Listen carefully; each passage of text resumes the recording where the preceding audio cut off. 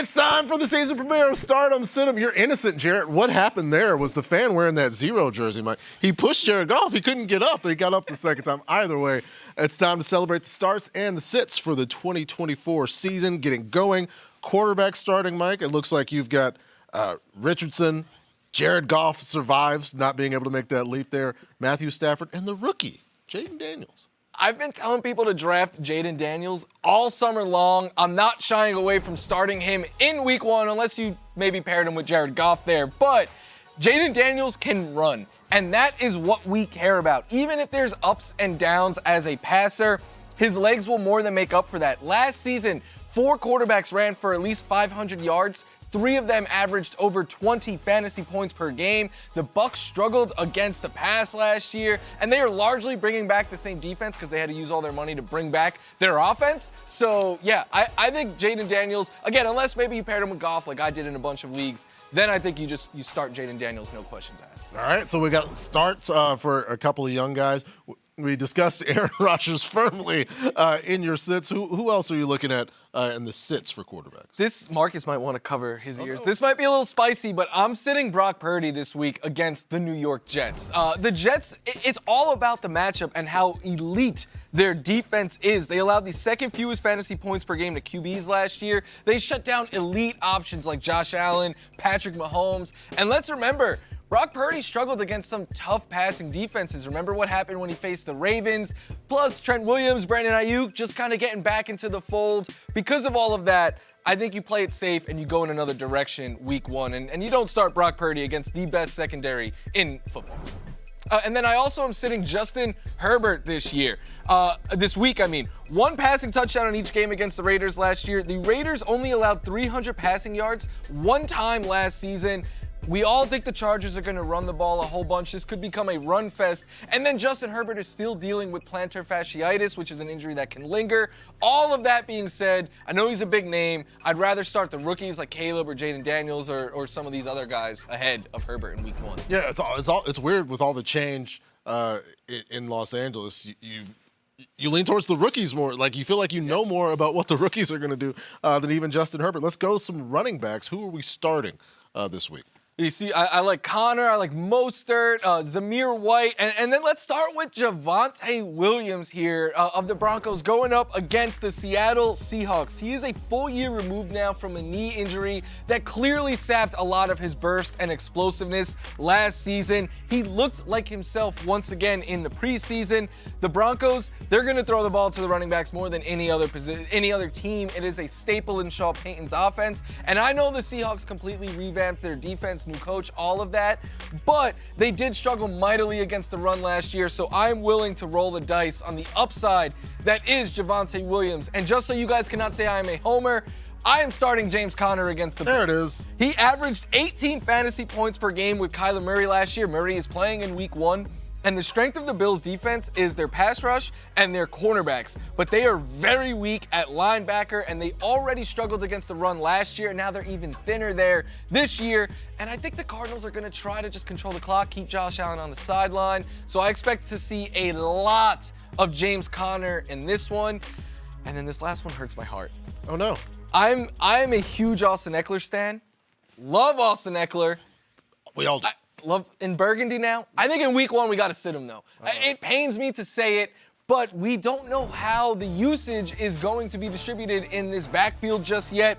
And with a rookie quarterback that tends to run a bit, I want to make sure the volume is there for Austin Eckler before I go and get him in the lineup. Plus, the Bucs, I said they're bringing back a lot of their defense. Well, last year, they were very stingy in the bottom 5 in fantasy points and receiving yards allowed to running backs. I'm opting to take a wait-and-see approach with Austin Eckler, but don't worry. I think there'll be plenty of air guitar shows later in the season. Yeah, it's coming up. Also sits for Jaylen Warren, the entire Bengals and Cowboys running back rooms as well. We're going to get some wide receivers and tight ends coming up when we continue here on NFL Fantasy Live. It's wide receiver and tight end time with the man who operates the starts and sits on NFL.com. Go to NFL.com/startsit to see all of Michael F. Florio's work. So your starts at wide receiver, including Rashee Rice, looking at the list here.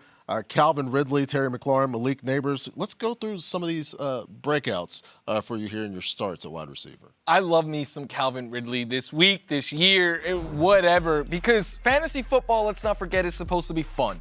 And there's nothing more fun than when your wide receiver catches a long touchdown, and I expect plenty of those for Ridley this year. Will Levis led the NFL by far in deep pass attempts and first read passes. Ridley is their best deep threat. He is their first read target. He already had the highest share of end zone targets last year, and with the Bears being so stout against the run, I think at week 1, we're going to see a lot of passing from the Titans. A rookie, Malik Neighbors. I don't care that it's his first game in the NFL. He is special, and he is going to show it the moment he steps on a football field. He could win downfield. He could win after the catch. He is always a threat to go the distance. And I think and he's going to be their entire passing attack. We're talking 9-10 targets in play the moment he steps on the field. You see right there, he can do special things. I have him on a bunch of teams, and I cannot wait to watch what he's going to do this season and throughout his NFL career. Yeah, looking forward to Malik Neighbors getting loaded up with targets. We're starting all of these guys, but we go over to some sits at the wide receiver. We got Zay Flowers, Rome Odunze, Keon Coleman, and Jordan Addison.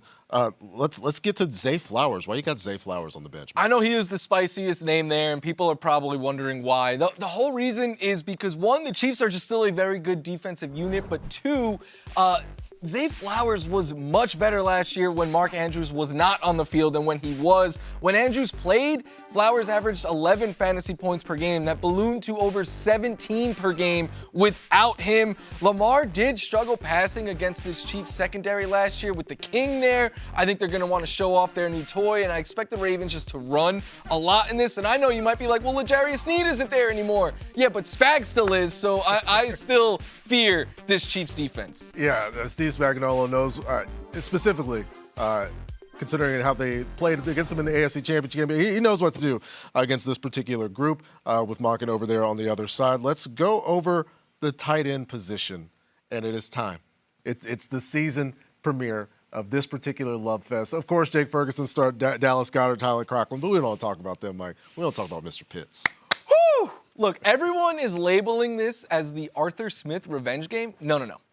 This is the Kyle Pitts revenge game. He's looking at the other sideline like, you held me back for 2 seasons in my NFL career. I'm ready to show the world just how good and how talented I am. And one big thing is they continue to talk about using him more in short yard situations and putting him in a position to win after the catch. What a concept. I mean, we've only been calling for that and for his usage to change over the last 2 years. I think it's going to start in a week 1, and I was all ready to say he's fully healthy. I know he's dealing with the hamstring tweak right now, but if he plays in week 1, I think you want him in your starting lineup, especially Kirk Cousins, Achilles, all that. He's going to be getting rid of it quickly. And I said earlier, I have a jet sleeper for you, Tyler Conklin. I know this might sound crazy, but outside of Garrett Wilson, Conklin is probably the best target for Aaron Rodgers, at least in week 1.